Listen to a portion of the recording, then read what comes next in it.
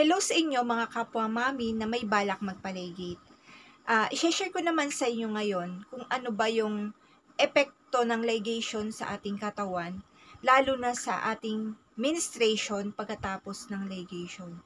Marami nga nagko-comment dito sa aking mga vlogs na sila pa mismo ay yung mga kapwa mami na nagpaligid na.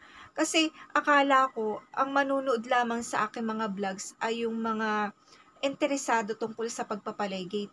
Pero nagulat nga ako na halos ang mga nag-comment dito sa aking mga vlogs ay yung mga mami na nagpaligid na. At itinatanong nila sa akin, sabi nila, ikaw ba ay nasisira din yung menstruation? Ang sagot ko naman sa kanila, hindi naman ganun yung nararamdaman ko kasi sabi ko ay regular talaga yung menstruation ko. Kaya nagugulat din talaga ako sa mga nagko-comment na pasira-sira daw yung kanilang menstruation. At ganun din po yung daing ng ibang mga kapwa mami, lalo na dun sa ginawa kong group sa aking Facebook page, na doon ko nalaman na yung talagang nagiging problema ng mga nagpapaligid ay yung delay menstruation. Nade-delay talaga yung menstruation nila. Pero sinabi ko rin naman sa kanila na baka kaya nade-delay yung menstruation nila ay dahil na rin yung sa stress. Kasi nalaman ko po na yung stress ay nakapagpapasira din ng menstruation. Kaya kapag may balak po kayo magpaligid, ay hindi naman po kapag na-delay ang menstruation mo, ibig sabihin nun ay magbubuntis na. Kasi yung iba pong nagpaligid, natatakot daw, baka daw po sila ay buntis na ulit. Tapos parang may gumagalaw-galaw dun sa tiyan nila. Kaya yung pagka-delay po ng menstruation, siguro po yun yung hormonal imbalance na nararanasan nila. Kasi ako rin po, may napansin din po ako pagkatapos ng ligation. Dati naman po talagang hindi po ako nagkakatagihawat nung ako ay dalaga pa.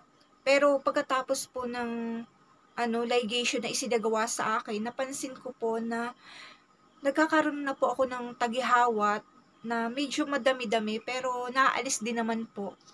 Kaya naisip ko baka ito yung hormonal imbalance na tinatawag pagkatapos ng ligation.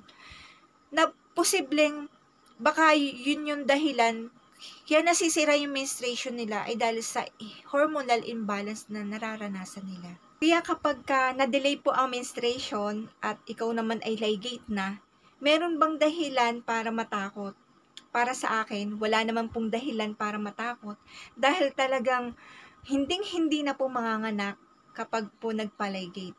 Kaya kung meron po kayong balak magpaligate, ay doon na po kayo pumunta mismo sa OB-GYN. Doon sa mismong OB kayo pupunta. Bagamat medyo mahal, makatitiyak naman po kayo na talagang maayos yung inyong pagpapaligate.